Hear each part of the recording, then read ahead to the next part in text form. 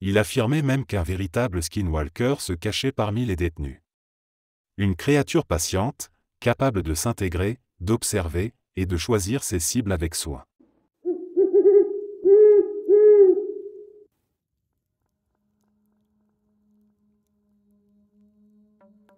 Ce matin, mon mari et moi sommes partis pour notre première promenade depuis que nous avons emménagé à la campagne. Ce n'est pas le genre de campagne où vos voisins sont à des kilomètres, mais nous sommes entourés d'arbres et de champs déserts. Alors que nous étions à environ 10 mètres du pont près de notre maison, nous avons remarqué une silhouette étrange se tenant sur le pont, nous regardant fixement. Cela ressemblait à quelqu'un vêtu entièrement de noir, immobile, observant chaque pas que nous faisions depuis le côté gauche du pont. Nous avons continué à marcher, curieux, mais la silhouette a commencé à s'éloigner lentement. Peu importe si nous accélérions ou ralentissions, elle restait toujours à la même distance de nous. Ce qui était vraiment troublant, c'est que chaque fois que nous nous arrêtions, elle s'arrêtait aussi. Pourtant, son apparence semblait changer. Quand nous avancions, elle titubait comme une personne ivre, ses mouvements désordonnés. Mais dès que nous détournions les yeux, elle se déplaçait de l'autre côté de la route et prenait une forme différente, comme celle d'un chien ou d'un petit animal. Cela devenait de plus en plus déroutant à mesure que nous marchions. Une fois sur le pont, la silhouette était plus loin, près d'une colline. À ce moment-là, elle semblait s'étirer, ses jambes étaient devenues longues et fines, comme des bâtons. Elle marchait, mais ses genoux ne se pliaient pas, donnant l'impression qu'elle se déplaçait sur des échasses. Nous avons ralenti, fascinés et effrayés à la fois, tandis qu'elle continuait à changer de forme en avançant sur la colline. Quand nous avons finalement atteint la colline, la silhouette avait disparu. Nous pouvions voir à plusieurs kilomètres à la ronde, mais il n'y avait plus aucune trace d'elle. Pas de mouvement, pas d'ombre, rien qui suggérait qu'elle avait été là. Nous pensons que ce que nous avons vu était un skinwalker. Heureusement, nous ne nous sommes jamais retrouvés face à face avec lui. L'expérience reste gravée dans nos esprits, et nous sommes heureux d'avoir pu rentrer chez nous en sécurité.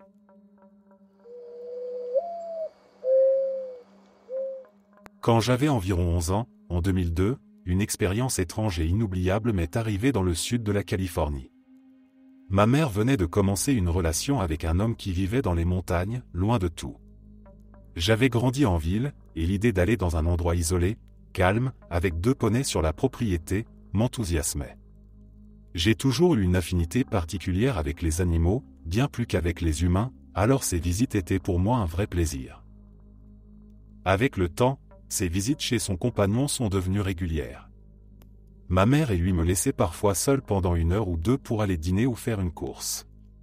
Cela peut sembler irresponsable aujourd'hui, mais à l'époque, je me sentais parfaitement à l'aise.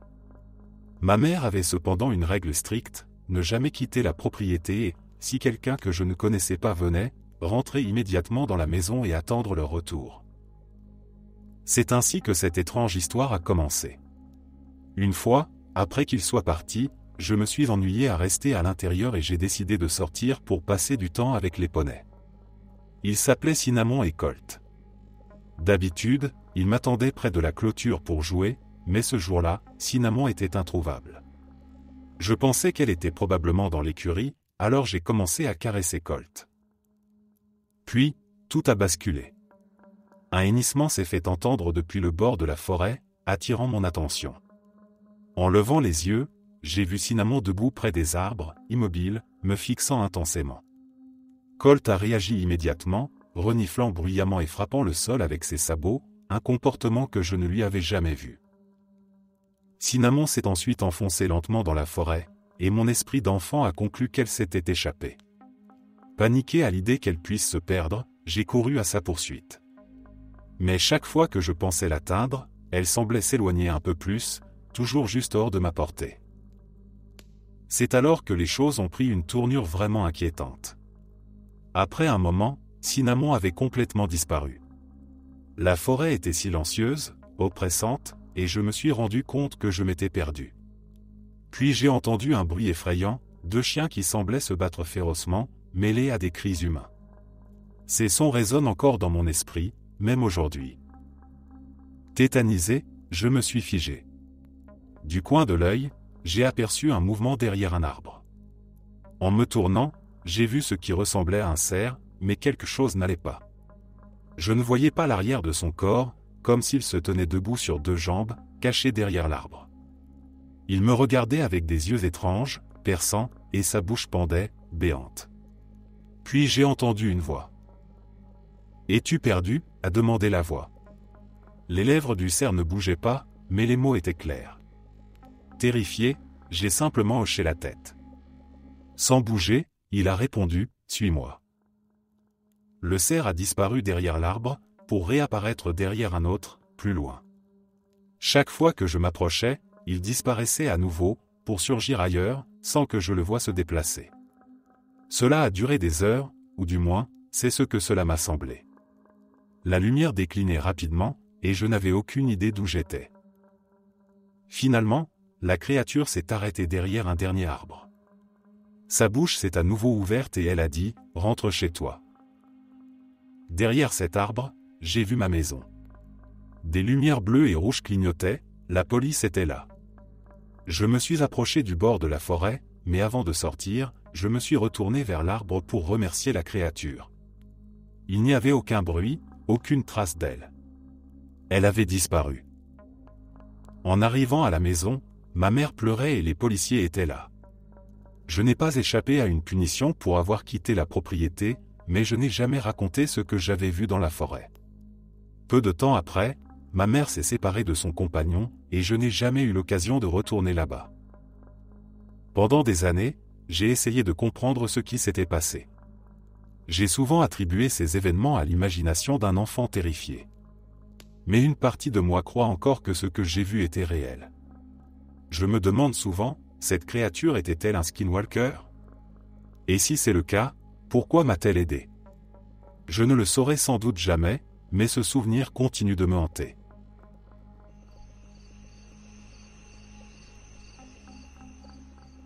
En 2023, à Colorado Springs, mon ami et moi avons vécu une expérience à la fois étrange et terrifiante dans les tunnels près de Fountain Creek, près d'une rivière. Nous sommes passionnés par l'exploration urbaine et avions découvert une série de tunnels souterrains, probablement des canalisations de drainage, qui s'étendaient sur environ 2,5 km. Nous avons pris nos lampes torchées, mon appareil photo, et nous sommes partis explorer. Tout semblait normal, nous plaisantions et discutions en marchant. À mi-chemin, cependant, le tunnel s'est rétréci, nous obligeant à marcher courbés. C'est à ce moment-là que nous avons entendu un cri perçant. Ça ressemblait à une femme, mais il y avait quelque chose de non humain dans ce cri.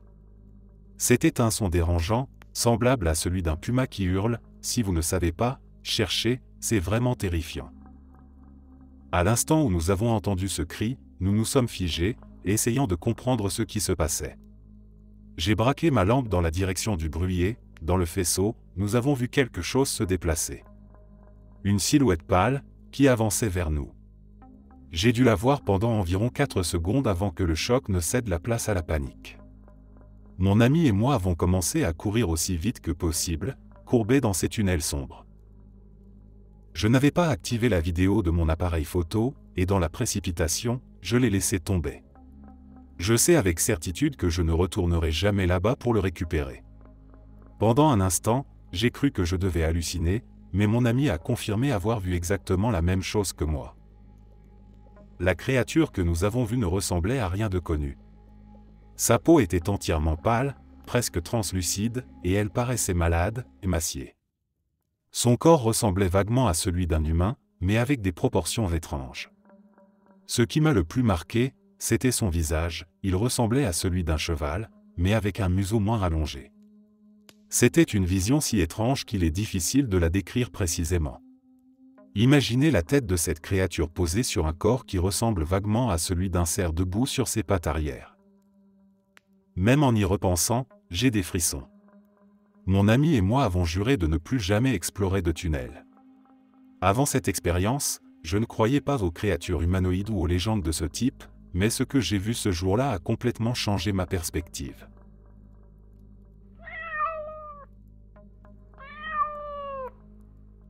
J'avais toujours aimé voyager seul. Rien ne me calmait plus que la solitude des grands espaces, loin du bruit et des attentes des autres. Cette fois-là, mon plan était simple, partir photographier les formations rocheuses dans les vastes déserts de l'Utah. J'avais une vieille Jeep, des provisions pour une semaine, et tout mon matériel de photo. Je n'avais prévenu personne, hormis un ami, juste pour qu'il sache où je comptais aller. Je voulais être seul. Tout s'est bien passé les 2 premiers jours. Le désert était magnifique. Le silence, presque oppressant au départ, était devenu apaisant. Les nuits, cependant, avaient un caractère étrange. Le vent semblait transporter des sons que je ne pouvais pas identifier. Des murmures, mais je me disais que c'était mon esprit qui me jouait des tours. Le 3e jour, je suis tombé sur quelque chose d'étrange. Une sorte de structure en pierre, pas naturelle, mais manifestement ancienne. C'était un cercle de pierre disposé avec soin, entouré de petites gravures sur le sol. Des symboles que je ne reconnaissais pas, mais qui donnaient une impression de malaise. Je me suis agenouillé pour en prendre quelques clichés. Alors que je cadrerais la scène, un bruit sourd a résonné derrière moi. Quand je me suis retourné, il n'y avait rien. Rien du tout, juste le désert à perte de vue. Pourtant, le silence semblait différent, comme s'il pesait plus lourd qu'avant. Une sensation que je ne pouvais pas expliquer. En remontant dans ma Jeep, j'ai ressenti une envie pressante de quitter cet endroit, mais je n'en avais aucune raison rationnelle. C'était comme si quelque chose me disait de partir. Ce soir-là, je me suis arrêté pour camper près d'un canyon. Alors que le soleil disparaissait, j'ai remarqué des empreintes dans le sable autour de mon campement. Elles n'étaient pas là plus tôt. Grandes, profondes, mais elles n'avaient pas de forme humaine ou animale précise. Plutôt quelque chose entre les deux. J'ai pris une photo pour les analyser plus tard et me suis enfermé dans ma tente, en espérant que ce soit simplement le vent qui ait joué avec le sable. Mais vers minuit, je me suis réveillé. Un bruit. Un gémissement, lointain, mais qui se rapprochait. Cela ressemblait presque à un appel humain, mais il y avait quelque chose d'étrange dans la tonalité, quelque chose de faux. J'ai éteint ma lampe de poche et tendu l'oreille. Les gémissements se sont arrêtés, remplacés par des pas. Des pas lents, lourds, qui semblaient tourner autour de ma tente. Je n'ai pas bougé. Mon cœur battait si fort que j'avais peur qu'il fasse du bruit. Puis, quelque chose a parlé. Une voix basse, déformée, qui semblait provenir de plusieurs directions à la fois. « Pourquoi es-tu ici » La question était claire, mais la voix était étrangère. Pas humaine. J'étais terrifié. Je savais que je ne pouvais pas répondre, que je ne devais pas répondre. Après ce qui m'a semblé être des heures, les bruits ont cessé. Quand l'aube est arrivée, j'ai rassemblé mes affaires et pris la route sans même prendre de petit déjeuner. Mais ce n'était pas fini. Sur le chemin, à plusieurs reprises, j'ai vu une silhouette au loin. Toujours la même, une forme humaine, grande et maigre, immobile, qui disparaissait dès que je détournais les yeux. Je conduisais aussi vite que la route me le permettait. Je suis rentré chez moi le jour même, et depuis, je n'ai plus jamais mis les pieds dans ce désert. Je ne sais pas ce que c'était, ni pourquoi ça m'a laissé partir, mais je sais que quelque chose habite ces lieux. Et ce quelque chose n'aime pas qu'on s'en approche.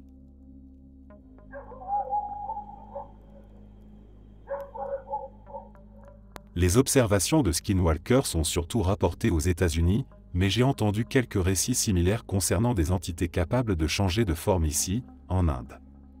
Mon grand-père et l'arrière-grand-père de ma mère, appelons-le Raj, ont tous deux raconté des histoires troublantes de ce genre. Voici celle de l'arrière-grand-père de ma mère. Cela s'est passé dans les années 1950, à une époque où la population de notre région était faible. Les villages étaient éloignés les uns des autres, et le principal mode de transport était le cheval. Un soir, peu après le coucher du soleil, Raj rentrait chez lui à cheval sur une route isolée, entourée de terres agricoles et d'arbres à perte de vue. En s'avançant, il a aperçu, au milieu de la route, un agneau ou un chevreau blanc, immobile et tourné vers lui. La région était connue pour ses nombreux chacals, et Raj, pris de pitié, décida de ramener l'animal avec lui pour le protéger. Il s'approcha, le ramassa, et le posa sur son cheval, devant lui, de sorte que l'animal était couché sur le côté, ses jambes pendant de chaque côté du cheval. Après environ une demi-heure de trajet, Alors que la nuit tombait, Raj entendit un bruit étrange. C'était comme des grattements venant d'en bas. Intrigué, il baissa les yeux et remarqua que les jambes de l'agneau avaient inexplicablement grandi, devenant si longues qu'elles frottaient contre le sol à chaque pas du cheval. Terrifié, il jeta l'animal au milieu de la route et s'enfuit à toute vitesse sur son cheval. Mais ce n'était pas la fin. Alors qu'il approchait de son village mais n'était pas encore tout à fait arrivé, il aperçut une femme horrible sur le bord de la route. Elle commença à courir à côté de lui, suppliant qu'il la laisse monter sur le cheval. Sa voix implorante et ses gestes insistants étaient profondément troublants. Elle continua à courir à ses côtés jusqu'à ce qu'il soit proche des premières habitations humaines visibles, moment où elle s'enfuit brusquement. Après cet incident, Raj tomba gravement malade et resta cloué au lit pendant plusieurs jours avec une forte fièvre. Il est aujourd'hui très âgé, mais il m'a raconté cette histoire lui-même, et je peux dire qu'il la croit encore profondément. Si l'on compare les caractéristiques de ce qu'il a vu, un animal qui change de forme et une figure humaine surnaturelle, cela correspond de manière frappante aux descriptions des skinwalkers. Quoi qu'il ait rencontré cette nuit-là, cela reste une expérience troublante et inexplicable, gravée dans sa mémoire et désormais transmise à travers notre famille.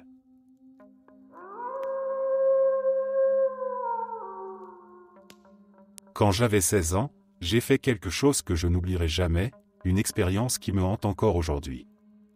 J'avais décidé de sortir en douce de chez moi, tard dans la nuit, pour aller fumer dans les bois de Lynn, dans le Massachusetts. Ce n'est pas une grande forêt, juste une petite réserve naturelle entourant un réservoir au milieu des banlieues de Boston. Je suis arrivé à l'entrée du sentier, j'ai garé ma voiture, puis j'ai marché environ 5 minutes jusqu'au campement où il y avait des foyers pour allumer un feu. C'était un lieu connu des adolescents pour ce genre d'activité, et je faisais partie de ces jeunes qui venaient s'y détendre. J'avais préparé un feu, sorti mon carnet de dessin, et commencé à rouler un joint. Alors que je me concentrais sur ma tâche, j'ai entendu quelque chose arriver derrière moi sur 4 pattes. Sur le moment, je n'ai pas trop paniqué. Dans cette région, le pire que ça pouvait être, c'était probablement un coyote. Mais ensuite, le bruit a changé, ça ne marchait plus à 4 pattes. Ça s'est mis à marcher sur 2 jambes, avec une démarche bipède bien distincte. J'ai levé la tête, perplexe. Puis, tout est devenu étrangement silencieux. Plus un seul cri de criquet, plus un chant d'oiseau. Rien. Juste le crépitement du feu et ma propre respiration. À cet instant, une peur viscérale a commencé à s'insinuer en moi. Quelque chose n'allait pas. J'ai appelé, pensant qu'il s'agissait peut-être d'un sans-abri cherchant à demander de l'aide ou de la nourriture. Pas de réponse. Pendant 1 minute, le silence était si lourd qu'il semblait palpable. Mon instinct me criait de fuir, mais je suis resté sur place, pensant que s'il s'agissait d'un animal, je devais montrer que je ne serais pas une proie facile. Puis, cette chose a parlé.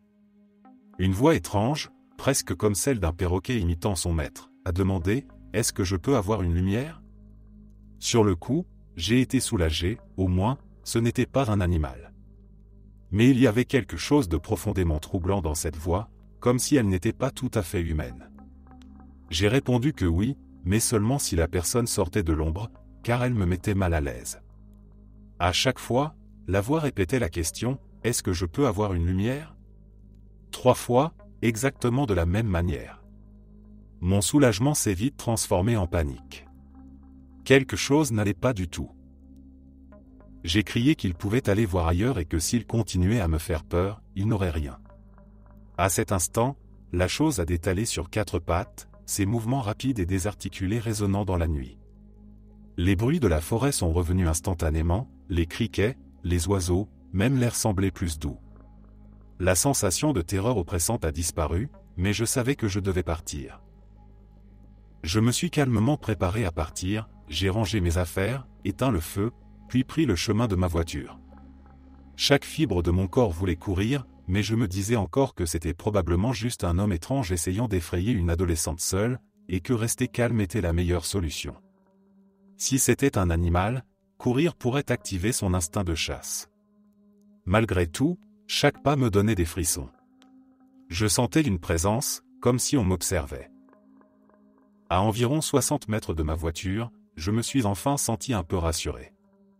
Mais en jetant un coup d'œil derrière moi, j'ai vu quelque chose qui m'a glacé jusqu'aux os. À une quinzaine de mètres, sur le sentier, il y avait un cerf.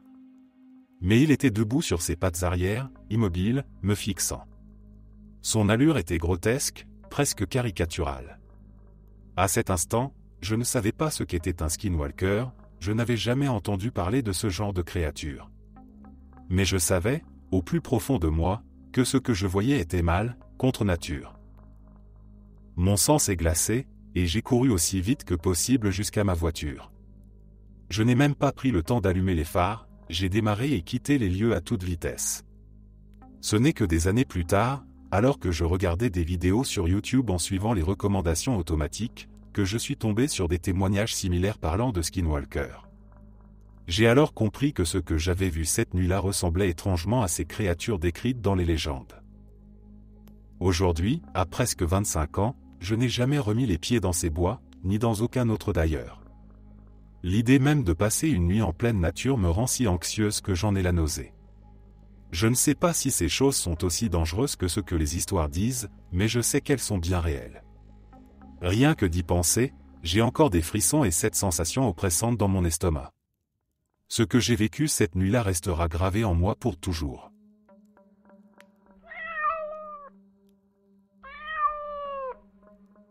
Il y a quelques années, je vivais une période compliquée.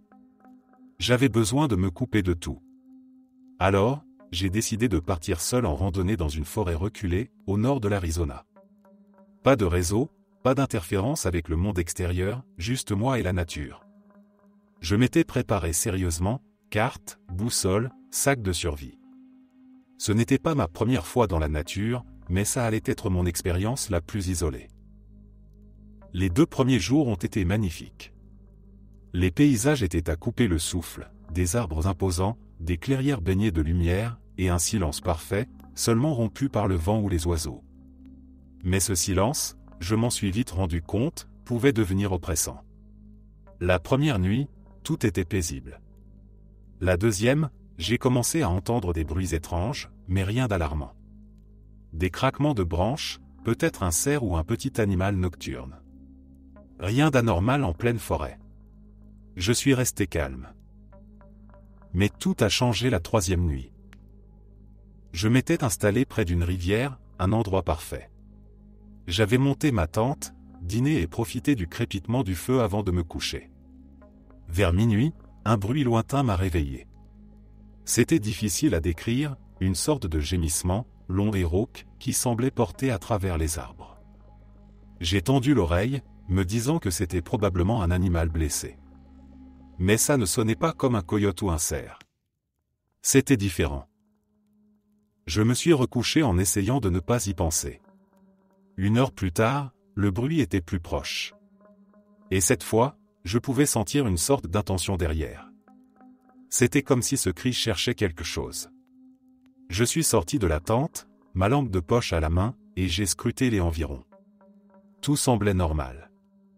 Mais lorsque j'ai éteint la lampe pour mieux écouter, j'ai entendu autre chose. Des pas lents, irréguliers, qui semblaient tourner autour de ma tente. Mon cœur battait à tout rompre. J'ai appelé, il y a quelqu'un ? La forêt est restée muette pendant un moment, jusqu'à ce qu'une réponse me parvienne. Mais pas une réponse humaine. Une voix, m'a répété, il y a quelqu'un ? Exactement avec mon ton, mais plus mécanique, comme si quelque chose imitait mal un enregistrement.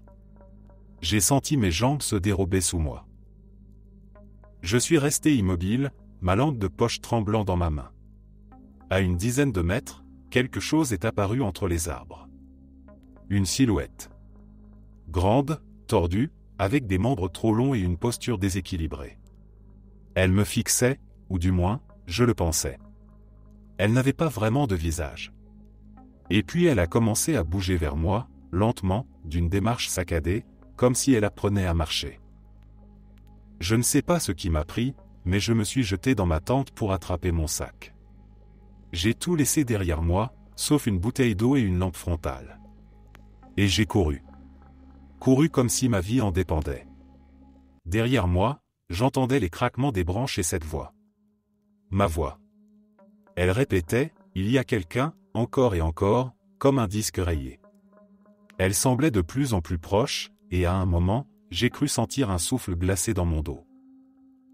Je ne sais pas combien de temps j'ai couru. Les arbres se ressemblaient tous. J'ai fini par trouver une cabane abandonnée, à moitié effondrée. Je me suis caché à l'intérieur, barricadant la porte du mieux que je pouvais. Cette nuit-là, je n'ai pas fermé l'œil. J'entendais des bruits dehors, des pas qui allaient et venaient, des grattements sur les murs. Mais au petit matin, tout était silencieux. Quand le soleil s'est levé, j'ai quitté la cabane et marché jusqu'à retrouver une piste sur ma carte. J'ai quitté cette forêt le jour même, et je n'y suis jamais retourné. Jusqu'à aujourd'hui, je ne sais pas ce que c'était. Mais parfois, quand je suis seul dans un endroit calme, il m'arrive encore de tendre l'oreille, redoutant d'entendre ma propre voix me répondre.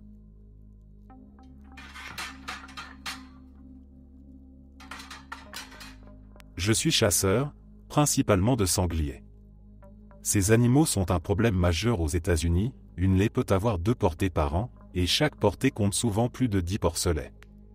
Ils détruisent tout sur leur passage, ce qui explique pourquoi leur chasse est quasiment sans restriction. Dans mon état, il est interdit de chasser les grands mammifères avec des lunettes de vision nocturne ou thermique, sauf pour les sangliers et les coyotes. J'avais économisé pendant 1 an pour m'offrir une lunette thermique coûteuse, bien plus chère que mon fusil. Après l'avoir testé au stand de tir, j'avais repéré un endroit parfait pour une chasse nocturne, une clairière dégagée au cœur d'une forêt accessible en camion. Cette nuit-là, tout avait commencé calmement. J'ajustais ma lunette, observant les environs. Plusieurs cerfs étaient passés, mais ils étaient hors saison. J'avais donc changé de position pour explorer une autre zone que j'avais repérée auparavant.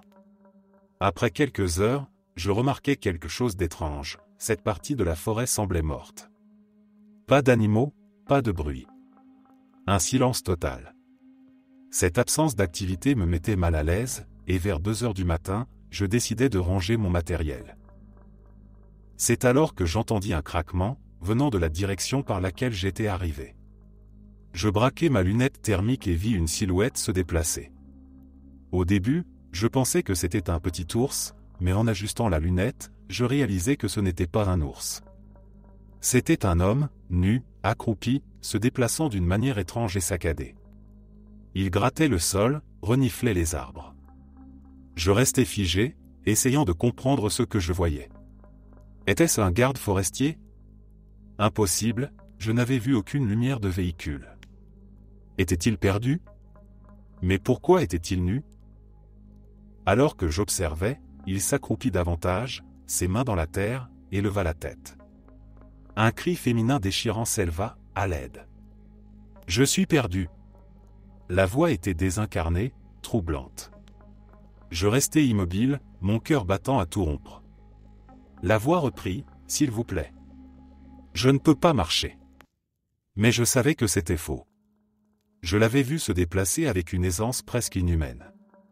C'était un piège. La peur monta en moi.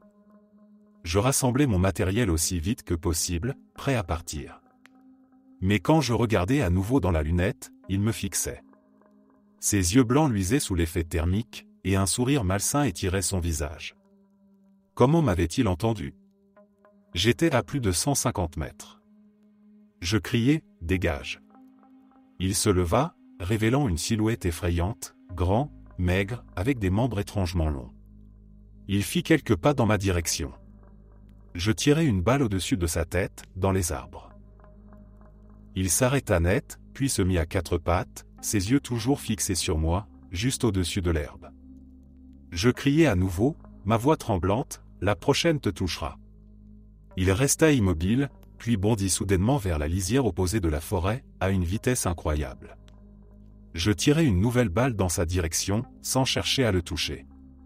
Le bruit de ses mouvements dans les buissons s'estompa, remplacé par un son étrange, un mélange de rire et de pleurs qui me glaça le sang. Je courus vers mon camion, jetai mon matériel sur le siège passager, et démarrai en trombe. Pendant longtemps, j'ai raconté cette histoire comme celle d'un fou vivant dans la forêt, un drogué ou un marginal. Mais un jour, lors d'un camping avec ma famille, mon neveu m'a parlé des Wendigo, des skinwalkers et autres créatures des légendes. Ce qu'il décrivait correspondait trop bien à ce que j'avais vu. Cela l'a terrifié, au point que sa mère a dû le ramener chez eux. Depuis, je me suis plongé dans ces récits effrayants. Je ne prétends pas que ce que j'ai vu était définitivement un Wendigo ou un skinwalker. Mais s'ils existent, je crois que cette nuit-là, j'ai évité de justesse quelque chose de bien plus dangereux qu'un simple humain. Lorsque mon père est mort, j'ai hérité de la vieille maison familiale. C'était une bâtisse délabrée, plantée en bordure d'une réserve amérindienne dans le Nevada. Mon père n'y avait plus mis les pieds depuis des années, et à vrai dire, je ne savais pas grand-chose sur son passé là-bas. Mais quand j'y suis allé pour tout nettoyer et vendre la propriété, j'ai commencé à comprendre pourquoi il avait quitté cet endroit. La maison était en mauvais état, fenêtres cassées, planchers grinçants, et des murs rongés par l'humidité.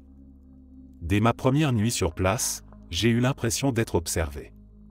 Ce n'était pas rationnel, bien sûr, mais il y avait quelque chose dans l'air, une tension, comme si la maison elle-même retenait son souffle. Le lendemain, en triant les affaires dans le grenier, j'ai trouvé un vieux carnet appartenant à mon père. À l'intérieur, il racontait une histoire étrange sur sa jeunesse. Il parlait d'une créature qui rôdait autour de la maison à la nuit tombée. Il l'appelait l'imitateur. Apparemment, cette chose pouvait prendre l'apparence et la voix de ceux qu'elle observait. Mon père avait écrit qu'il avait vu sa propre mère, morte depuis des mois, l'appeler depuis les bois. C'était cette vision qui l'avait poussé à quitter la maison pour de bon. Cette nuit-là, j'ai entendu des bruits étranges dehors. Des pas, légers, qui semblaient faire le tour de la maison. J'ai éteint toutes les lumières et regardé par la fenêtre. Il y avait quelqu'un. Une silhouette fine, debout au milieu de la cour, immobile. J'ai failli crier quand elle a levé la tête et que j'ai reconnu mon père. Mais ce n'était pas lui. Sa posture était bizarre, et son visage semblait, faux, comme une copie imparfaite. Puis il a parlé. Sa voix était presque parfaite, mais elle avait un léger écho, une tonalité qui donnait la chair de poule. « Pourquoi es-tu revenu ?» a-t-il dit. J'ai reculé en silence, priant pour qu'il parte. Quand j'ai regardé à nouveau, il avait disparu. Le lendemain, je suis parti sans me retourner. Je n'ai jamais vendu la maison, et je ne compte jamais y retourner. Tout ce que je sais, c'est que mon père avait raison, certaines choses ne doivent pas être confrontées.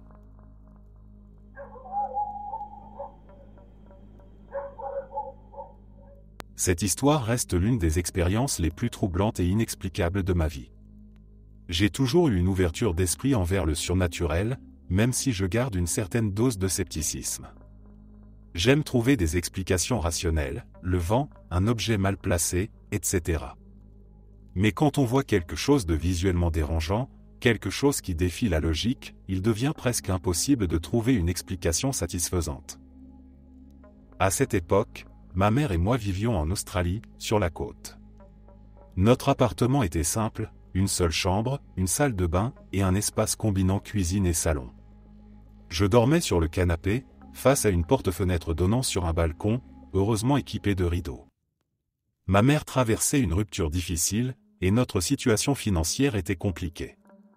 Cet appartement, bien que modeste, était tout ce que nous pouvions nous permettre. Ma mère aimait se lever tôt pour aller marcher, même lorsque l'aube n'avait pas encore pointé. Moi, j'étais moins enthousiaste, mais j'avais une raison particulière de l'accompagner ce jour-là, mon sac pour mon chat. C'était un de ces sacs roses avec un dôme transparent, parfait pour emmener mon chat lors de nos promenades.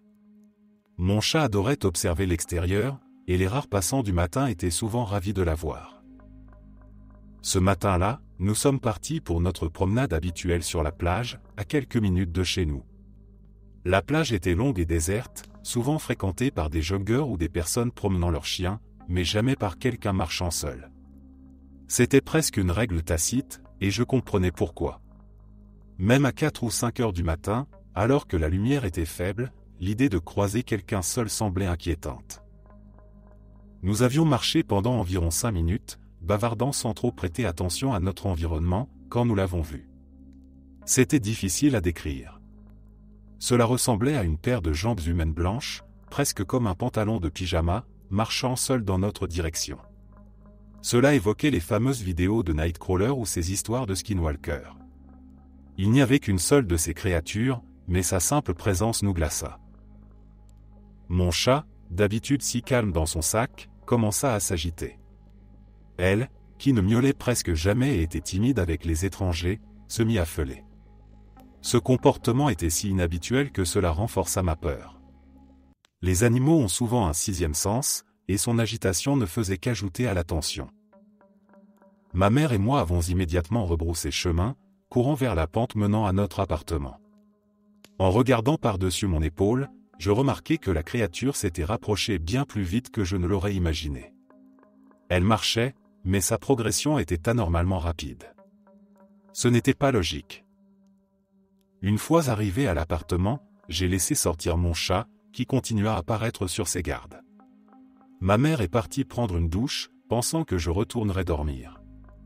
Mais alors que je m'apprêtais à fermer les rideaux de la porte-fenêtre, je l'ai vue. La créature était là, de l'autre côté de la route, immobile, me regardant. Même sans mes lunettes, je pouvais distinguer sa silhouette étrange. Ce n'était pas humain. Juste une forme avec des jambes, ou quelque chose de semblable. Terrifié, j'ai fermé les rideaux et suis allé raconter ce que j'avais vu à ma mère. Aucun de nous n'a pu se rendormir ce matin-là. Même le chat de ma mère, qui n'était pas venu avec nous, semblait tendu. Je ne sais toujours pas ce que c'était, mais je n'oublierai jamais cette silhouette étrange, ces jambes qui nous suivaient. Cette rencontre a laissé une impression indélébile sur moi et m'a convaincu qu'il existe des choses que nous ne pouvons pas toujours expliquer.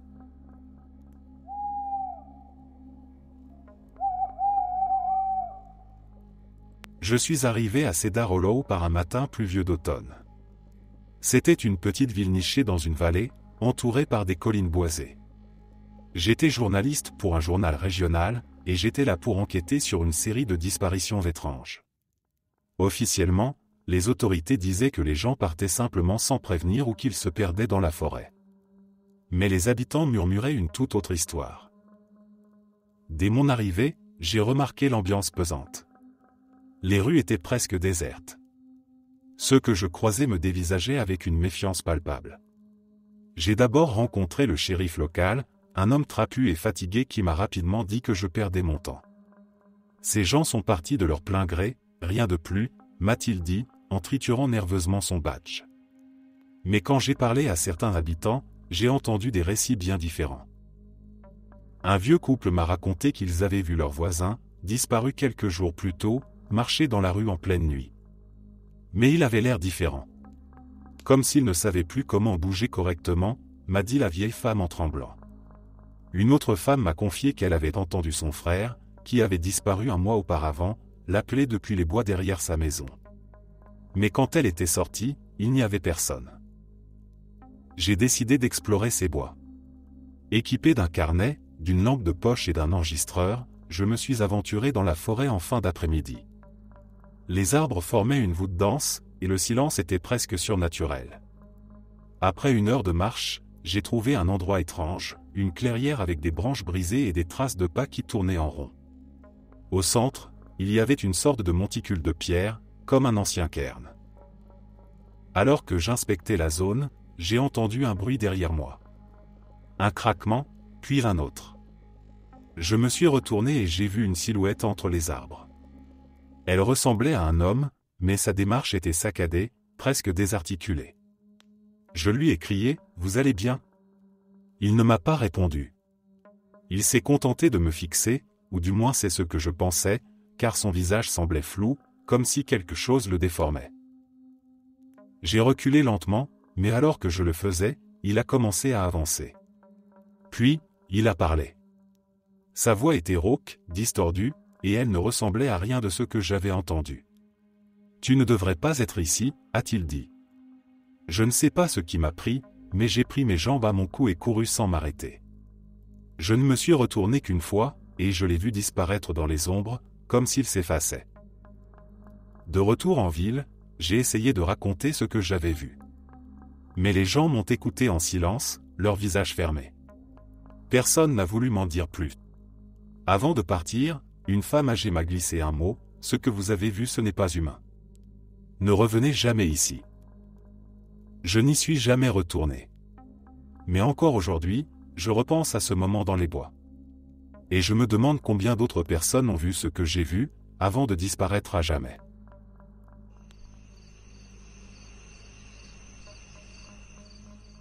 Si vous conduisez sur la route Sancy dans le Michigan et voyez un panneau indiquant le Greenbrier Motel, ne vous arrêtez pas, continuez votre route.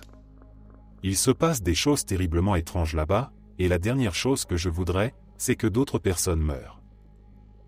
Je travaillais au Greenbrier Motel depuis une semaine. Ce n'était pas un emploi de rêve, le quart de nuit à la réception, enregistrer et sortir les clients, faire un peu d'inventaire à l'arrière. Le motel était délabré, perdu sur un tronçon isolé d'autoroute. L'endroit me plaisait pour son calme, je pouvais lire ou jouer sur mon ordinateur portable sans être dérangé. Et puis, Frank, le propriétaire, n'était pas regardant, il ne se souciait pas que je sois un décrocheur du lycée avec un casier judiciaire. Mais dès mon premier jour, j'ai senti que quelque chose clochait. D'abord, il y avait cette odeur. Quand le vent tournait, tout le parking empestait la viande en décomposition. Même en fermant les fenêtres, l'odeur s'infiltrait par le système de ventilation. Le motel étant entouré de bois profond, j'ai supposé qu'il y avait peut-être une carcasse d'animal ou les restes des nombreux animaux écrasés sur l'autoroute. Mais c'était dérangeant, presque nauséabond. Ensuite, il y avait les chambres. Certaines n'avaient pas de fenêtres, et ce n'était pas une erreur de conception, on pouvait deviner les anciennes ouvertures sous les couches de peinture. Quand j'ai demandé des explications, Frank m'a simplement dit que certains clients préféraient ces chambres. Il n'a pas voulu en dire davantage, et j'ai décidé de ne pas insister. Les choses ont pris une tournure encore plus étrange après le départ de Frank. Une femme est venue dans le hall. Elle s'appelait Mathilda et travaillait au motel depuis une décennie, nettoyant les chambres après le départ des clients. Elle semblait nerveuse, lançant des regards furtifs vers la porte. Elle m'a averti de ne pas poser de questions, de me contenter d'enregistrer les clients, de faire mon travail et de garder mes distances. Elle m'a aussi conseillé de ne pas fixer les clients trop longtemps, de ne pas les regarder dans les yeux. Ces paroles m'ont glacé. J'ai commencé à soupçonner que le motel servait de couverture à des activités illégales, mais je me suis souvenu de son avertissement, ne pose pas de questions, et tout ira bien. La première nuit, j'ai enregistré 3 clients, un homme imposant portant des lunettes de soleil, une femme lourdement maquillée et un jeune homme en sweat à capuche qui sentait des produits chimiques. Aucun d'entre eux ne semblait normal, mais je me suis conformé au conseil de Mathilda. Je n'ai posé aucune question et évité tout contact visuel. Cependant, l'inquiétude grandissait en moi. Quelque chose n'allait pas. À 2 heures du matin, l'homme aux lunettes de soleil est revenu. Il voulait acheter un rasoir. Sa demande à une heure aussi tardive était étrange et inquiétante. Je me suis imaginé les pires scénarios, un meurtre, des draps tachés de sang. Mais je n'ai pas eu le choix. Je suis allé dans la réserve chercher un rasoir, le lui ai donné, et il est parti. Pourtant, quelque chose clochait chez lui, ses lunettes semblaient mal ajustées, et il manquait de contours naturels autour de ses yeux, comme s'il n'avait pas de véritables orbites. Les jours suivants, les événements étranges se sont multipliés. Une nuit, j'ai entendu un bruit sourd et découvert que la porte de la chambre 16 était grande ouverte, bien que personne ne l'ait réservée. Lorsque j'ai vérifié les caméras de surveillance, j'ai vu une femme aux longs cheveux noirs quitter cette chambre pour entrer dans la 22, pourtant occupée. En entrant dans la chambre 16 pour fermer la porte, une odeur insupportable m'a assailli. Sur le sol, derrière le lit, il y avait une étrange masse beige et translucide. Cela ressemblait à une peau humaine, parfaitement intacte, comme si quelqu'un s'en était débarrassé. Mon estomac s'est retourné, et je suis sorti précipitamment. Plus tard, alors que je me réfugiais dans le hall, j'ai aperçu cette femme. Ses cheveux dégoulinaient sous la pluie, et son sourire était déformé, presque inhumain. Ses yeux, étrangement clairs, semblaient dépourvus d'iris. Elle sifflait un air lugubre tout en tournant autour du bâtiment, cherchant un moyen d'entrer. Je suis resté caché jusqu'à l'aube. Quelques jours après, un homme étrange est arrivé sous une pluie battante. Il portait une capuche et semblait vouloir que je l'accompagne à sa chambre. À contre-séhur, j'ai accepté, mais quelque chose clochait. Il prenait un temps anormal pour ouvrir la porte, comme s'il me retenait intentionnellement. C'est alors que j'ai entendu ce sifflement familier. La femme était là, s'approchant à travers la pluie. L'homme a murmuré qu'il avait besoin de pleurs. Comprenant que je n'étais qu'un appât, j'ai couru vers le hall. La femme, à présent méconnaissable avec son visage tordu et ses mouvements anormaux, a attaqué l'homme avec une rapidité terrifiante. Quand la police est arrivée, je les ai suppliés de vérifier la chambre 22. Mais la femme qui y résidait semblait parfaitement normale. Les agents, après avoir visionné les enregistrements, ont discuté entre eux de manière étrange, mentionnant une infestation. Avant de partir, ils m'ont dit de ne rien révéler, sous peine de représailles.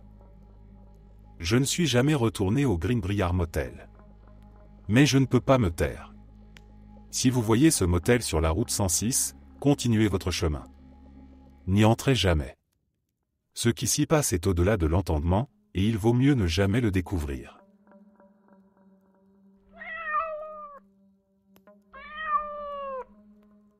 Mon père avait l'habitude de dire que certaines choses étaient mieux oubliées. Je n'ai jamais vraiment compris ce qu'il voulait dire jusqu'à ce que je retourne dans notre vieille maison de campagne après des années d'absence. J'y étais revenu pour régler des papiers après sa mort. En entrant dans cette maison poussiéreuse, les souvenirs me sont revenus, mais pas ceux que j'aurais voulu. Ceux-là, je les avais enterrés profondément. Quand j'étais enfant, je passais mes étés ici, entouré des champs et des bois qui bordaient la propriété. C'était un endroit idyllique, mais il y avait une règle que mon père imposait strictement, ne t'aventure jamais dans les bois après la tombée de la nuit. Il ne m'a jamais expliqué pourquoi. Mais un été, alors que j'avais 11 ans, j'ai désobéi. C'était une nuit chaude, et je ne trouvais pas le sommeil. La maison était calme, mais dehors, j'entendais des bruits étranges venant des bois, des craquements de branches et quelque chose d'autre, une sorte de chuchotement. Curieux, j'ai pris une lampe de poche et je suis sorti. Le chemin qui menait dans les bois était sombre, mais je connaissais bien les lieux. Je marchais lentement, éclairant les arbres autour de moi. Après quelques minutes, j'ai entendu mon nom. Max, viens ici. C'était la voix de ma mère. Mais elle était morte 2 ans plus tôt. Je me suis figé. Une part de moi voulait courir, mais une autre était attirée par cette voix. Elle répétait mon nom, douce et rassurante. Max, viens. Je l'ai suivi, avançant plus profondément dans les bois. Les arbres semblaient se refermer autour de moi, et le faisceau de ma lampe ne semblait plus percer l'obscurité. Puis, je l'ai vue. Une silhouette au loin, cachée à moitié derrière un arbre. Elle ressemblait à ma mère, mais il y avait quelque chose qui n'allait pas. Ses mouvements étaient saccadés, et son visage semblait flou, comme un mauvais dessin. Elle a levé une main et m'a appelé à nouveau. C'est à ce moment-là que j'ai compris que ce n'était pas elle. J'ai couru. Je ne sais pas combien de temps j'ai couru, mais les arbres semblaient s'étendre à l'infini. Derrière moi, j'entendais des pas, rapides et irréguliers, et cette voix qui continuait de m'appeler, mais de manière plus désespérée, presque en colère. « Max, reviens. » Je ne me suis arrêté qu'en voyant la lumière de la maison. Mon père était sur le porche, une carabine à la main. Quand il m'a vu, il m'a pris par les épaules et m'a hurlé dessus, « Je t'ai dit de ne jamais aller là-bas. » Il ne m'a jamais expliqué ce qui s'était passé cette nuit-là. Et moi, je n'ai plus jamais mis les pieds dans les bois. Jusqu'à ce jour, en revenant dans cette maison, seul. Alors que je nettoyais les vieilles affaires de mon père, j'ai trouvé un tiroir verrouillé. À l'intérieur, il y avait une boîte remplie de notes manuscrites. Des histoires sur des choses qu'il avait vues dans les bois, des créatures capables d'imiter les voix et les apparences des humains. Il les appelait Skinwalker. Cette nuit-là, dans cette maison, j'ai entendu à nouveau mon nom. Doucement, depuis l'orée des bois. Une voix familière, mais déformée. Cette fois, je n'ai pas suivi. J'ai fait mes valises et je suis parti avant l'aube. Je n'ai pas l'intention d'y retourner.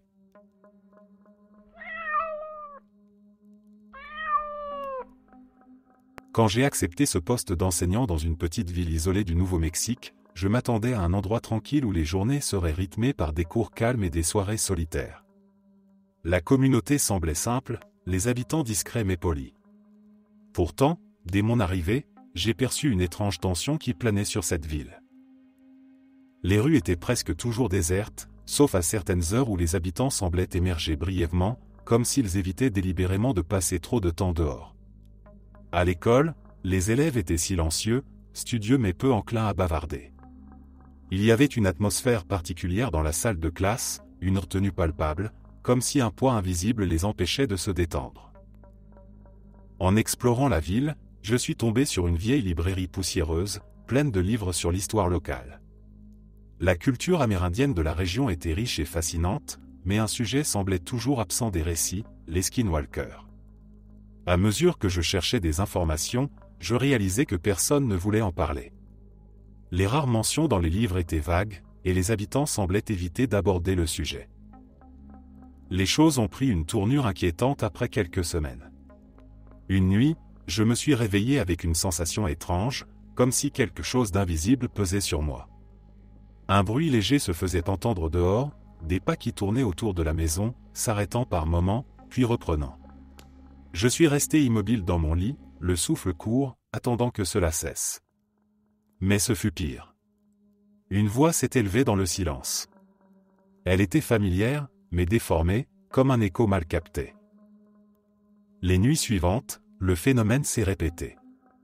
Les bruits, les pas, et cette voix qui revenait, insidieuse, imitant tantôt un proche, tantôt une personne que je ne pouvais identifier.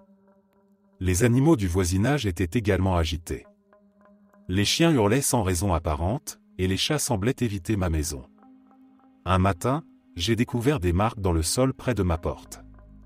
Elles ressemblaient à des empreintes humaines, mais elles étaient tordues, comme si la créature qui les avait laissées ne savait pas marcher correctement.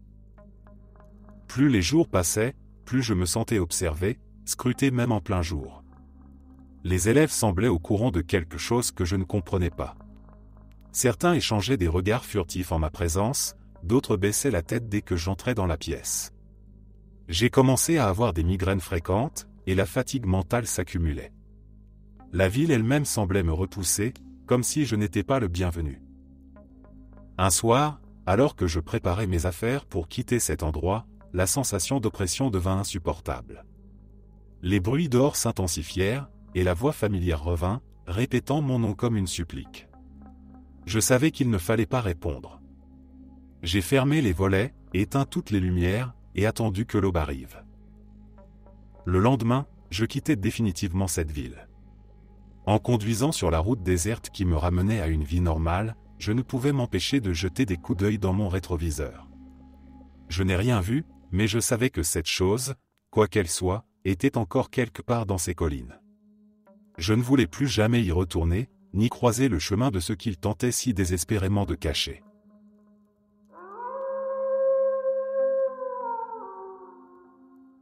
Mon frère et moi avons une histoire qui s'est déroulée en plein jour, et nous sommes tous les deux absolument convaincus que ce que nous avons vu était un skinwalker. Voici ce qui s'est passé. Nous étions à Wenatchee, dans l'État de Washington, à l'est mais pas tout à fait. On était chez la famille d'une amie pendant que nos parents étaient en déplacement hors de l'État. La mère de mon amie, que je vais appeler Tammy, m'a demandé d'aller chercher mon frère pour le dîner. Je lui ai répondu, « Où est-il » Mon amie, que j'appellerai Emily, m'a dit, « Je pense qu'il est près de la rivière. » Alors je suis parti le chercher. Je suis traversé l'arrière-cour, qui était en réalité un grand champ, et je me suis préparé à descendre une pente raide et rocheuse. La seule façon de descendre était de poser ses pieds sur certaines pierres pour ne pas glisser. Une fois en bas, j'ai vu mon frère assis sur une sorte de balançoire à plusieurs sièges. Je suis resté un moment derrière lui, réfléchissant à le pousser doucement pour lui faire peur. Mais c'est alors que j'ai entendu mon nom, comme si quelqu'un m'appelait. Naturellement, je me suis retourné, pensant qu'Emily ou quelqu'un d'autre essayait de me parler. Mais il n'y avait personne sur le champ. Je me suis dit que c'était juste mon imagination débordante et j'ai balayé ça d'un revers de main. Quand je me suis retourné vers la balançoire, mon frère était maintenant debout, fixant l'autre côté de la rivière. Je me suis approché pour voir ce qui le regardait, et c'est là que je l'ai vu, une créature ressemblant à un cerf, debout sur ses pattes arrière. Une fois de plus, j'ai supposé que mon imagination me jouait des tours. Mais quelque chose dans sa posture n'allait pas. J'ai détourné le regard quelques secondes avant de regarder à nouveau. Quand j'ai reposé mes yeux sur la scène, mon frère tremblait. Il ne m'avait pas encore remarqué. La créature était toujours là, mais cette fois, sa bouche bougeait. Je pouvais à peine distinguer ce qu'elle disait, mais j'ai compris, elle prononçait mon nom. Une peur glaciale s'est emparée de moi. Mon frère, toujours immobile, a finalement tourné la tête pour courir vers la maison. Quand il m'a vu, il a crié de surprise. Je lui ai demandé ce qui s'était passé. Il m'a répondu, « Est-ce que tu l'as vu, toi aussi ?» Je lui ai dit que oui, je parlais du cerf. Il m'a regardé, les yeux écarquillés, ce n'était pas un cerf. Je ne sais pas ce que c'était, mais ce n'était certainement pas un cerf. Puis il m'a demandé si je l'avais entendu appeler mon nom. Je lui ai dit que oui, mais il m'a corrigé, non, il appelait mon nom. On a décidé d'en parler plus tard et de rentrer pour dîner, comme si de rien n'était. Pendant le repas, nous n'avons rien dit à personne. Mais plus tard, nous nous sommes envoyés des messages pour en parler en privé. Nous étions tous les deux terrifiés. Un an plus tard, mon frère est entré dans ma chambre, et ce qu'il m'a dit m'a glacé jusqu'à l'os. Il m'a demandé si je me souvenais de la créature que nous avions vue à Wenatchee. Je lui ai répondu que j'y pensais souvent. Il a alors commencé à m'expliquer ce qu'il avait découvert après des recherches approfondies. Ce que nous avions vu, selon lui, était un skinwalker. Il m'a raconté tout ce qu'il avait appris sur ces créatures et leurs intentions. Je ne vais pas rentrer dans les détails ici, mais ce qu'il a dit m'a fait comprendre à quel point nous avions eu de la chance de ne pas nous en approcher davantage. Depuis cet événement, mon frère est marqué. Ce n'est pas exactement un trouble de stress post-traumatique, mais certains sujets ou éléments autour de ces créatures le déclenchent. Il fait souvent des cauchemars à ce sujet, et il déteste en parler, sauf s'il en prend lui-même l'initiative. De mon côté, je suis plus résistante aux choses effrayantes, mais cette rencontre m'a laissé une peur viscérale. Chaque fois que j'entends parler de Skinwalker ou de Wendigo, je revois le visage de cette chose. Mon frère a fini par en parler à mon père, qui connaît bien les légendes urbaines et les récits folkloriques. Mon père pense aussi que c'était un Skinwalker. Nous ne sommes jamais retournés à Wenatchee, et je doute que nous y remettions les pieds un jour. Ce que nous avons vu ce jour-là restera gravé en nous pour toujours.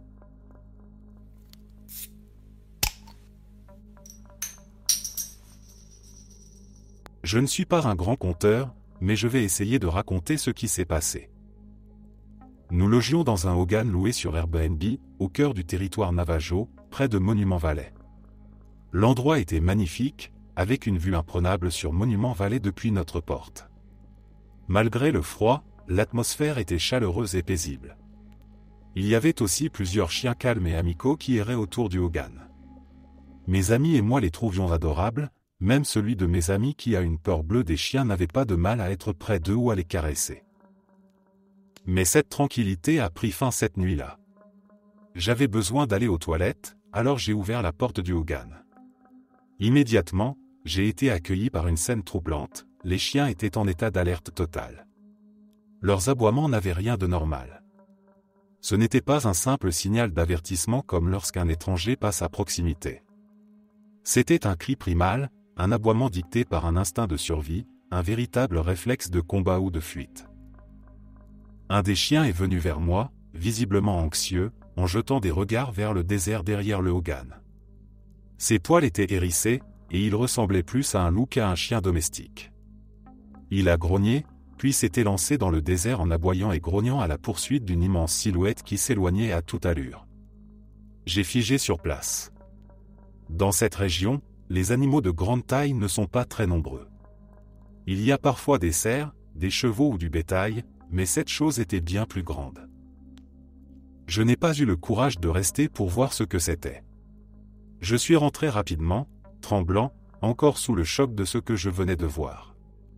Le lendemain matin, nous avons trouvé des empreintes étranges autour du hogan. Il y avait de petites traces de pattes, probablement celles des chiens, mais aussi des empreintes beaucoup plus grandes. Certaines semblaient être celles d'un loup ou d'un puma, et d'autres ressemblaient à des traces de sabots, probablement d'un cheval. notre hôte a mentionné que nous avions peut-être vu un skinwalker. Cette idée m'a glacé le sang, mais je voulais croire qu'il s'agissait simplement d'un cheval. Il faisait sombre après tout. Cependant, l'hôte n'a pas voulu en dire plus. Plus tard, nous avons parlé de l'incident avec des guides locaux. Eux aussi ont évoqué l'idée d'un skinwalker, mais sans s'étendre davantage. Ce jour-là, alors que nous visitions un autre Hogan avec un guide, une de mes amies est soudainement tombée malade. Elle a failli s'évanouir, ce qui ne lui était jamais arrivé auparavant. Le guide a déclaré qu'elle avait probablement attiré des mauvais esprits. Étrangement, elle s'est sentie bien mieux dès qu'elle a quitté le Hogan et qu'elle est sortie à l'air libre. Je ne sais toujours pas ce que nous avons vu cette nuit-là, mais je sais que ce que j'ai ressenti était réel. Et ces chiens, eux aussi, savaient que quelque chose n'allait pas.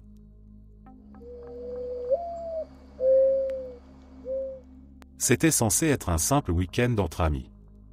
Juste nous, une tente, un feu de camp, et les étoiles. On avait choisi un endroit reculé dans les montagnes pour éviter les touristes. La randonnée avait été longue, mais l'endroit était parfait, une clairière au bord d'un lac, entourée de pins imposants. Le genre d'endroit qui te fait te sentir coupé du monde. La première journée s'est déroulée sans incident. On a monté les tentes, préparé un dîner sur le feu, et partagé des histoires drôles en buvant un peu trop. La nuit tombait, les sons de la forêt ont pris le relais, le ululement des hiboux, les craquements des branches, et le bruit apaisant de l'eau. Je me suis endormi avec un sentiment de paix que je n'avais pas ressenti depuis longtemps. Mais tout a changé la nuit suivante. On avait prévu une excursion dans les bois pour explorer un peu les environs. Après une journée bien remplie, on est rentré au campement juste avant la tombée de la nuit. C'est là que les choses ont commencé à devenir étranges. Un de nos amis, Lucas, a remarqué que quelque chose manquait. Sa lampe torche, qu'il avait laissée près de la tente, avait disparu. On a plaisanté en disant qu'un raton laveur l'avait volée, mais Lucas semblait nerveux. Il insistait sur le fait qu'il l'avait posée juste à côté de son sac. Après le dîner, on s'est installé autour du feu comme la veille. Mais l'ambiance était différente. On était tous un peu sur les nerfs sans vraiment savoir pourquoi. C'est à ce moment-là que ça a commencé. Un cri.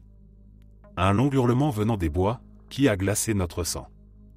Ce n'était pas un animal. On savait tout ce qu'on avait entendu, mais personne n'osait le dire.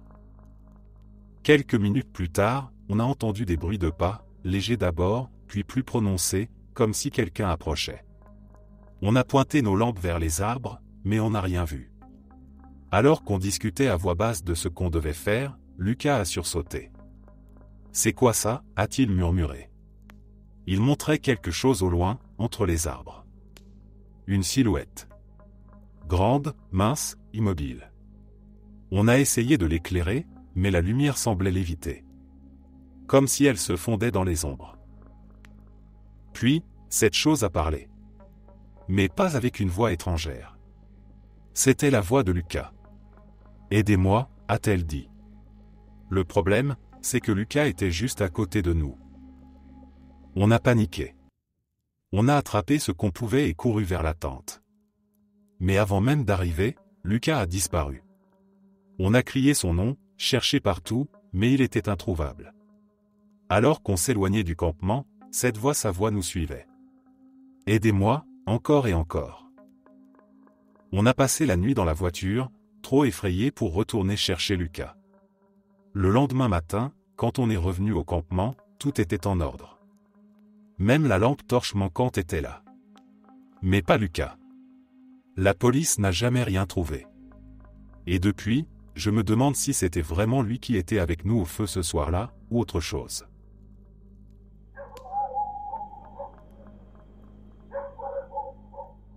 Chaque automne, mon cousin Jake et moi avions une tradition, une semaine entière dans les forêts reculées du Colorado pour une partie de chasse. Ce n'était pas seulement une question de gibier, c'était aussi l'excitation de s'éloigner du monde, de marcher dans des endroits où personne ne mettait les pieds. Cette année-là, nous avions choisi une zone encore plus isolée, une forêt dense au bord des montagnes. Jake avait entendu parler de cette région par un collègue, qui l'avait décrite comme « sauvage, pure et parfaite pour la chasse ». Dès notre arrivée, quelque chose m'a semblé différent. Je ne pouvais pas le nommer, mais l'air avait une densité étrange, presque comme si la forêt elle-même retenait son souffle. Jake, lui, était excité. Nous avons installé notre campement au bord d'un ruisseau, monté nos tentes, et planifié nos premières traques. La première journée, tout s'est déroulé normalement. Nous avons suivi des pistes de cerf et repéré quelques empreintes fraîches. Le soir venu, autour du feu, nous étions confiants, demain, ce serait notre jour. Mais la deuxième journée a marqué le début des choses étranges. En suivant une piste au nord du camp, nous avons trouvé des empreintes inhabituelles. Elles étaient grandes, presque comme celles d'un ours, mais la forme était différente. Les marques semblaient traîner, comme si la créature glissait ou boitait. Jake, toujours prêt à relever un défi, a insisté pour suivre les traces. Nous les avons suivies pendant plusieurs heures, mais elles semblaient s'arrêter brusquement, au milieu de nulle part. Pas de traces autour, pas de signe d'un animal qui aurait sauté ou volé. Jake a ri nerveusement et a dit, « Peut-être qu'on a trouvé Bigfoot. » Nous sommes retournés au camp en silence. La forêt semblait plus silencieuse que la veille, presque trop calme. Le crépuscule tombait, et les ombres s'étiraient entre les arbres. Nous avons allumé un feu et préparé le dîner, essayant de ne pas parler des empreintes. Mais cette nuit-là, alors que nous étions assis autour des flammes, un cri a brisé le silence. C'était long, rauque et guttural. Cela ressemblait vaguement à un cri humain, mais avec quelque chose de faux, de déformé. Jake a levé les yeux, la mâchoire serrée. « Un puma, peut-être » a-t-il murmuré. Mais je savais qu'il ne croyait pas à sa propre réponse. Nous avons éteint le feu, allumé nos lampes torchées, et écouté. Les craquements ont commencé peu après. Lents, irréguliers, comme si quelque chose marchait autour de notre camp. Nous avons scruté les bois, mais la lumière de nos lampes ne semblait jamais toucher quoi que ce soit. Les bruits continuaient. Puis nous l'avons vue. Une silhouette, à une dizaine de mètres. Grande, maigre, et tordue. Elle se tenait immobile entre deux arbres, presque impossible à distinguer de l'obscurité. Jake a pointé sa lampe directement sur elle, mais c'était comme si la lumière lévitait. Puis, elle a bougé. Lentement, de manière saccadée, comme si elle ne savait pas marcher correctement. Mon cœur battait si fort que j'avais l'impression qu'il allait exploser. « Qui est là » a crié Jake. La chose a répondu. Mais pas avec une voix étrangère. C'était la voix de Jake. Exactement la sienne. « Qui est là » a-t-elle répété, avec le même ton et la même intonation. Jake a reculé, lâchant presque sa lampe. Je pouvais sentir sa peur, la mienne aussi. Puis elle a parlé à nouveau, cette fois avec ma voix. « Jake, qu'est-ce que c'est ?»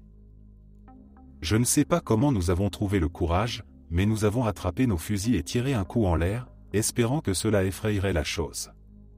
Elle s'est figée un instant, puis a reculé dans l'obscurité, disparaissant complètement. Nous avons attendu, figés, écoutant les craquements s'éloigner. Nous avons décidé de dormir dans la tente cette nuit-là, tous les deux dans la même, avec nos fusils prêts. Mais le vrai cauchemar a commencé. Vers minuit, j'ai entendu quelque chose bouger juste à l'extérieur. Puis une voix a parlé. La mienne. « Jake, sors. Regarde. » Jake m'a regardé, terrifié. « Pourquoi tu dis ça » a-t-il murmuré. Je n'avais rien dit. La voix a continué, répétant mes mots avec une intonation légèrement fausse. Puis elle a changé, imitant la voix de Jake. « Arrête de faire l'idiot » disait-elle. Chaque mot semblait plus faux, plus mécanique. À l'aube, nous avons pris tout ce que nous pouvions et sommes partis. En quittant le campement, nous avons vu des empreintes autour de nos tentes, des cercles parfaits, comme si cette chose avait marché toute la nuit. Sur le chemin du retour, plusieurs fois, nous avons vu une silhouette au loin, nous observant. Toujours immobile, toujours dans l'ombre. Nous n'avons jamais parlé de cette expérience à personne. Jake a vendu son fusil l'année suivante, et moi, je n'ai jamais remis les pieds dans ces bois. Je sais que nous étions traqués. Et cette chose, quoi qu'elle soit, jouait avec nous.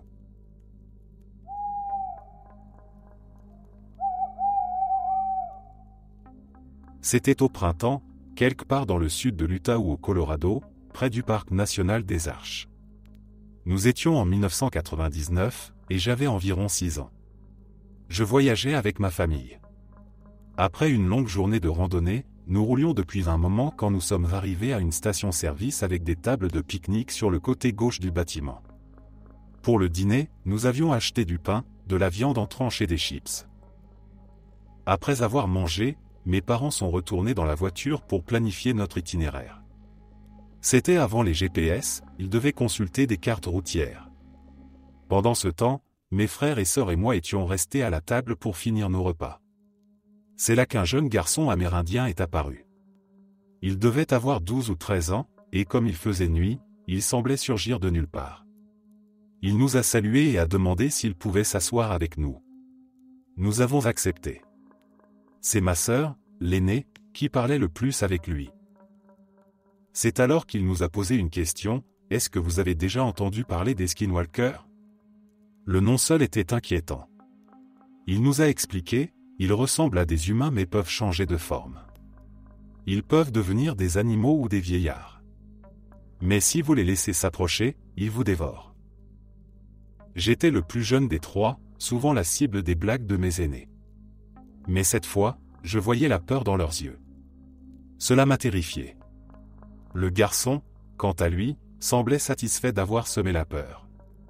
Il est parti comme il était venu, sans un bruit, laissant derrière lui une atmosphère lourde. Quand nous avons raconté ça à nos parents, ils nous ont dit qu'il essayait juste de nous effrayer. Mais mon père a ajouté: c'est un vrai mythe, pourtant. Les Navajos disent que les skinwalkers sont des sorciers et des farceurs capables de se transformer. Ils apparaissent souvent comme des vieillards ou des animaux, mais ce n'est pas vrai. C'est comme les extraterrestres ou autre chose. Ma mère l'a frappé doucement sur le bras, contrarié qu'il alimente la peur que ce garçon avait déjà instillée en nous. Pourtant, nous croyions aux extraterrestres, et son commentaire n'a fait qu'ajouter à notre malaise.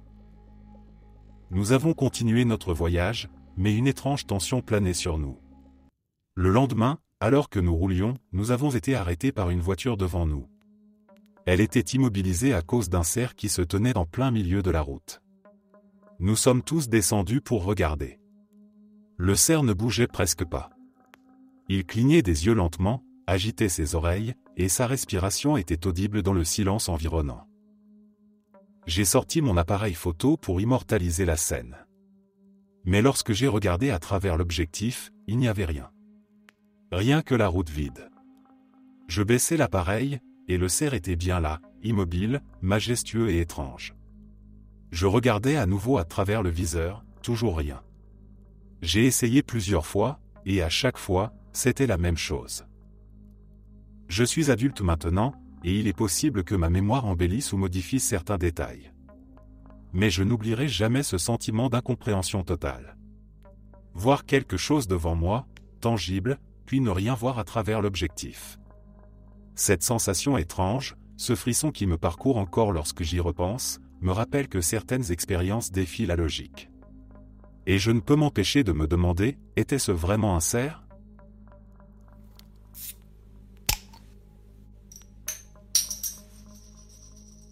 Un soir, je roulais à moto sur un petit col de montagne en Suisse occidentale. La nuit était claire, illuminée par la lune et la lumière réfléchie par les montagnes enneigées. Bien que la route où je me trouvais soit dépourvue de neige, les sommets scintillaient au loin. J'allais vite, poussé par le froid mordant qui me glaçait les genoux et les doigts, impatient de rentrer dans la chaleur de mon lit. Alors que j'abordais un virage juste avant un pont, j'ai aperçu ce que je pensais être un homme blessé, agenouillé sur le bord de la route, tenant son ventre.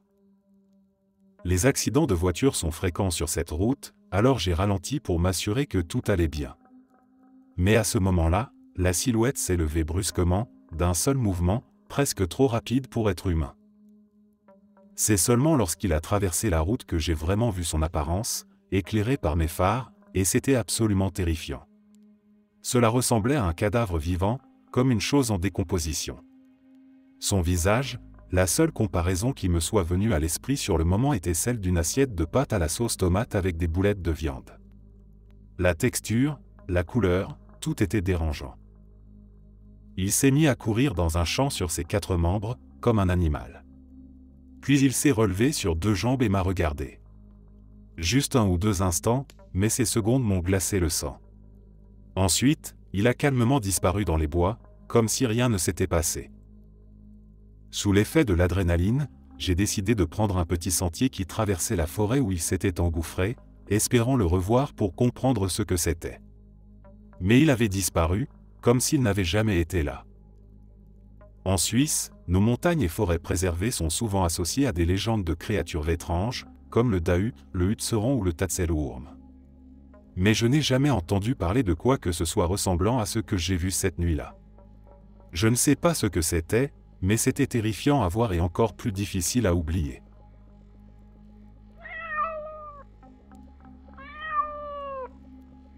Quand j'ai repris la ferme familiale après le décès de mes parents, je pensais que ce serait une retraite paisible, loin de la ville et de son chaos. La maison était vieille mais solide, entourée de champs vastes et d'une forêt dense. C'était un endroit magnifique, bien que solitaire. J'y vivais seul, avec juste quelques animaux, des poules, des chèvres, et un vieux chien nommé Buck. La première semaine, tout était calme. Je m'habituais au silence, au rythme des journées dictées par le lever et le coucher du soleil. Mais rapidement, des choses étranges ont commencé à se produire. Tout d'abord, les poules devenaient agitées la nuit, bien plus que d'habitude.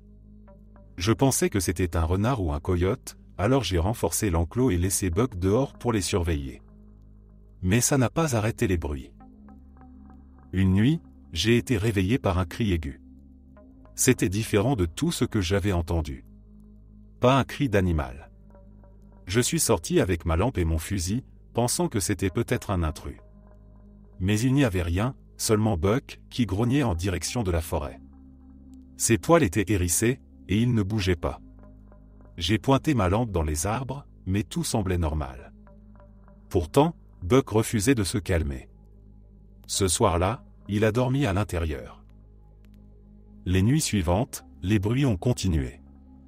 Des craquements dans les bois, des grattements sur les murs de la maison, et une étrange sensation d'être observé.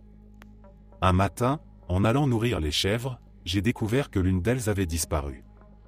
Pas de sang, pas de traces de lutte. Juste disparu. J'ai fouillé les environs, mais je n'ai rien trouvé. Puis, une nuit, j'ai entendu quelque chose d'encore plus terrifiant. C'était la voix de ma mère. Elle appelait depuis la forêt, d'une voix douce et familière. « Viens, mon garçon. Aide-moi. » Mais ma mère était morte depuis des années. J'ai regardé par la fenêtre, et je l'ai vue. Elle se tenait à la lisière des arbres, éclairée par la lumière de la lune. Mais ce n'était pas elle. Sa posture était étrange, et ses mouvements saccadés. Quand j'ai reculé, elle a incliné la tête, comme si elle essayait de me comprendre. « Viens », a-t-elle répété. Cette fois, sa voix était légèrement différente, comme si elle imitait mal ce qu'elle pensait être humain. J'ai pris mon fusil et visé, mais je n'ai pas tiré. Je ne pouvais pas. Quelque chose dans cette chose me terrifiait au-delà de toute raison. Je me suis enfermé dans la maison jusqu'à l'aube. Quand le soleil s'est levé, il n'y avait plus rien. Mais Buck refusait de sortir, et les animaux restaient nerveux. C'était comme si tout le monde sentait que quelque chose n'allait pas. Quelques semaines plus tard, j'ai vendu la ferme. Je n'ai jamais raconté cette histoire à personne, jusqu'à aujourd'hui. Tout ce que je sais, c'est que cette chose, quoi qu'elle soit, n'était pas ma mère.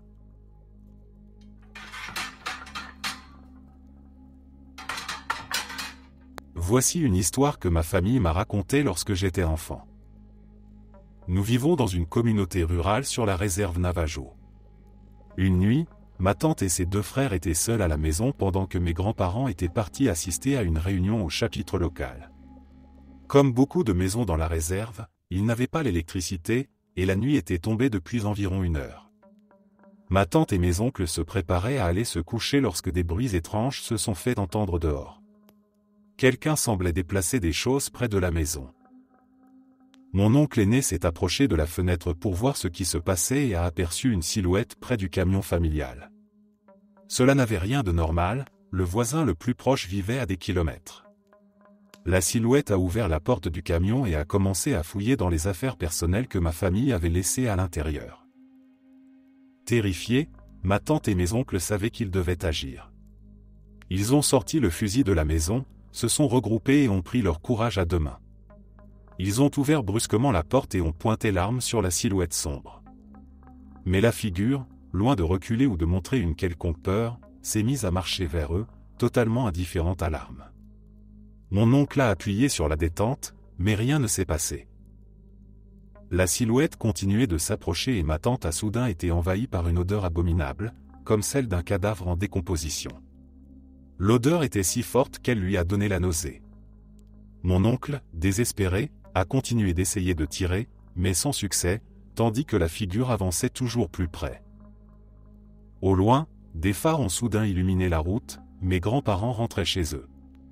La silhouette s'est immobilisée, a tourné la tête vers les lumières, puis s'est rapidement glissée derrière un arbre près de la maison. Mon oncle aîné, armé, a couru vers le camion pour rejoindre mon grand-père qui venait de sortir du véhicule. Il lui a montré l'arbre où la silhouette se cachait. La chose sortait la tête, observant leurs mouvements. Mon grand-père est entré dans la maison, a attrapé une poignée de cendres près du poêle, les a frottés sur le fusil et a inséré une balle recouverte de ces cendres dans la chambre. Il est sorti sur le porche et a tiré vers l'arbre. Le bruit de la détonation a résonné dans la nuit et la silhouette, surprise, a commencé à fuir à toute vitesse. Ma grand-mère a poussé ma tante à l'intérieur de la maison tandis que mon grand-père et mes oncles poursuivaient la figure dans le camion. Les routes étaient peu nombreuses et accidentées, et à chaque secousse, les phares du camion illuminaient brièvement la silhouette en fuite. Mon oncle jure qu'à chaque fois que les phares l'éclairaient, il voyait une femme. Mais ce n'était pas tout, cette femme courait à quatre pattes, comme un ours. Ils ont continué à la poursuivre jusqu'à ce qu'ils arrivent près d'un fossé profond d'une vingtaine de pieds. Mon grand-père a stoppé le camion, est descendu, et s'est mis à hurler en navajo. Mon oncle raconte qu'il criait le nom d'une femme de la communauté locale, l'accusant de s'en prendre à sa famille. Il a crié qu'il n'avait pas peur, qu'il savait que c'était elle, et qu'elle devait les laisser tranquilles. Quelques jours plus tard, une nouvelle a fait le tour de la communauté, la femme dont mon grand-père avait crié le nom était morte. Dans ma famille, on m'a toujours dit que si vous connaissez l'identité d'un skinwalker et que vous prononcez son nom, cela le tue.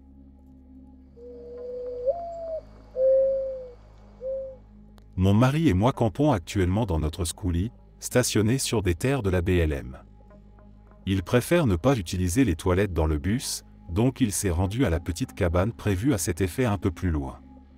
Environ 20 minutes plus tard, il est revenu, visiblement très perturbé. Son visage était pâle, ses gestes nerveux. Il m'a demandé, presque d'une voix tremblante, si j'avais été dehors près des toilettes en train de miauler.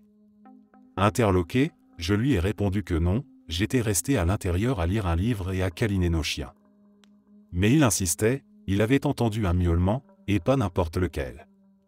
Il jurait que c'était ma voix qu'il avait reconnue. Nous avons cette petite habitude entre nous, cela fait plus de 15 ans que nous nous miaulons dessus comme un jeu, un moyen un peu décalé d'attirer l'attention de l'autre. Mon miaulement est particulier, presque impossible à confondre avec un vrai chat. C'est un son que je fais souvent quand je veux qu'il vienne voir quelque chose. Et c'est précisément ce qu'il avait entendu, mais cela ne venait pas de moi. Il m'a raconté qu'à chaque fois qu'il entendait ce miaulement, il ressentait une peur viscérale, un sentiment de malaise profond. Il avait la chair de poule, et tous les poils de ses bras s'étaient dressés. Inquiet, j'ai essayé de rationaliser, peut-être qu'un chat était vraiment dans les parages ? Mais il m'a coupé, catégorique, ce n'était pas un chat. C'était une voix humaine imitant mon miaulement. Cette idée l'a tellement terrifié qu'il refuse maintenant de quitter le bus, et il ne veut même pas que je sorte promener les chiens. Son angoisse est communicative, et je commence moi aussi à ressentir une tension étrange. L'endroit est isolé, paisible en apparence, mais cette expérience a changé l'atmosphère.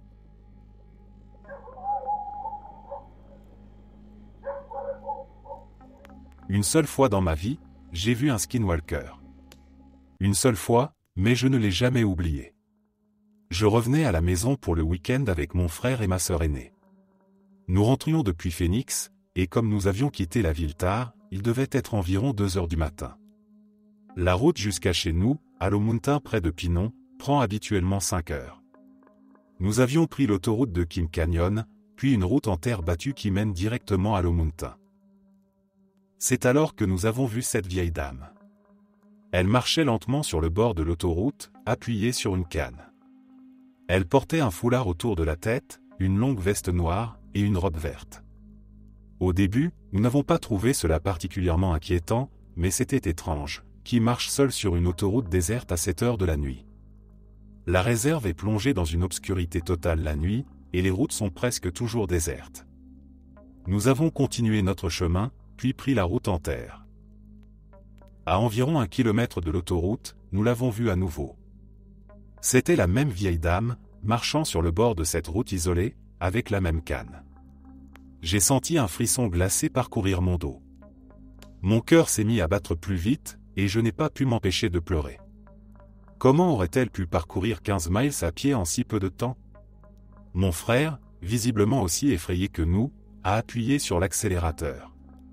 Il nous a donné un peu de médecine traditionnelle pour nous protéger du mal.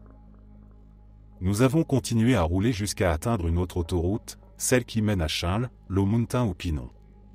Nous avions enfin l'impression de nous éloigner de cette situation bizarre, jusqu'à ce que nous franchissions un pont. Et là, nous l'avons vue à nouveau. Elle était assise en plein milieu de la route, sa tête baissée, et elle agitait sa canne dans les airs. Mon frère a essayé de la contourner, mais avant que nous ne puissions passer, la voiture s'est arrêtée net.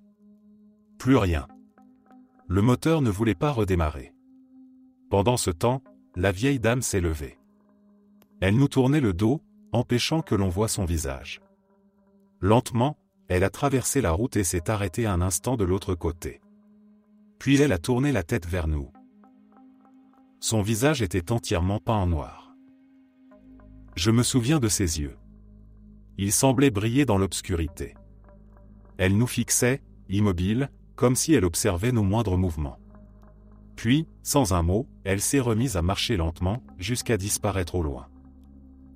Dès qu'elle a disparu de notre vue, mon frère a tenté de redémarrer la voiture. Cette fois, le moteur a démarré immédiatement, comme si de rien n'était. Nous étions tous en état de choc.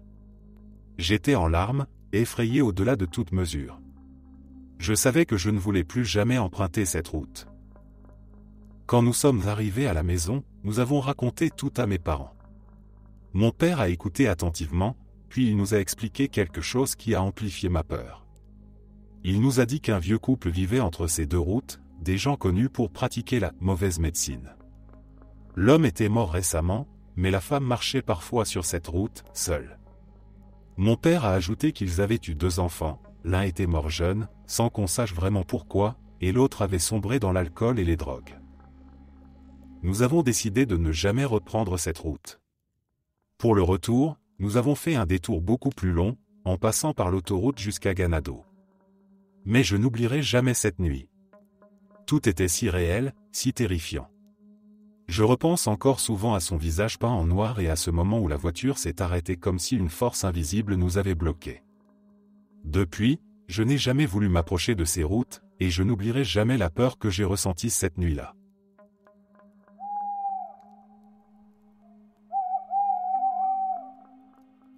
J'ai purgé une peine de 15 ans dans un pénitencier au sud de l'Arizona. Les raisons de ma condamnation importent peu. Pendant mon séjour là-bas, j'ai été témoin de choses que personne ne pouvait expliquer, des événements si troublants que personne ne voulait creuser davantage. Tout a commencé avec une légende de la prison. Il y a des années, quelque chose d'horrible et d'inexplicable s'y serait produit. Chaque matin, nous étions réveillés et devions nous tenir à l'avant de nos cellules pour que les gardiens puissent vérifier que nous étions bien là.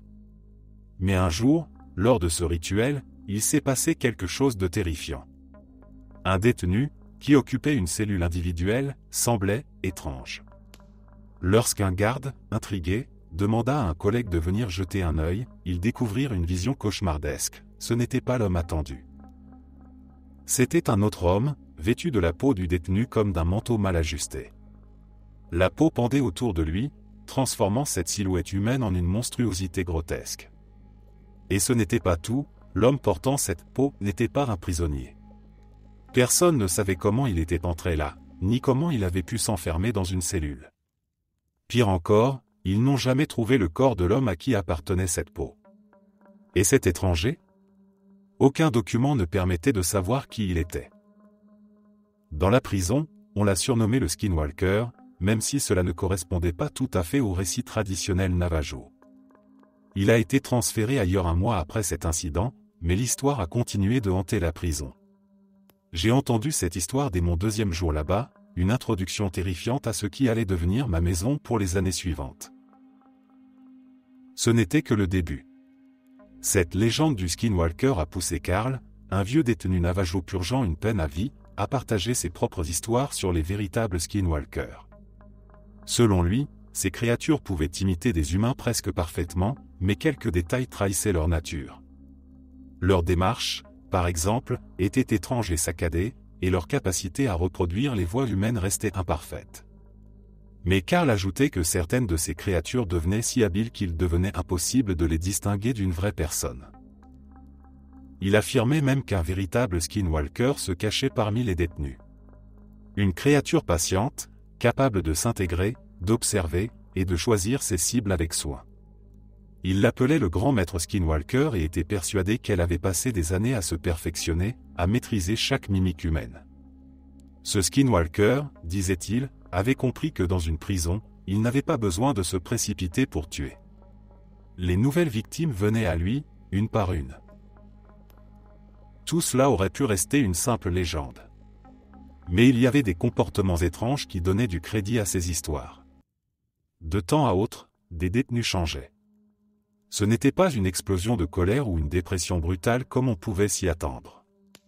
Non, c'était un effacement progressif. Ces hommes devenaient silencieux, leurs mouvements devenaient maladroits, leurs regards vides.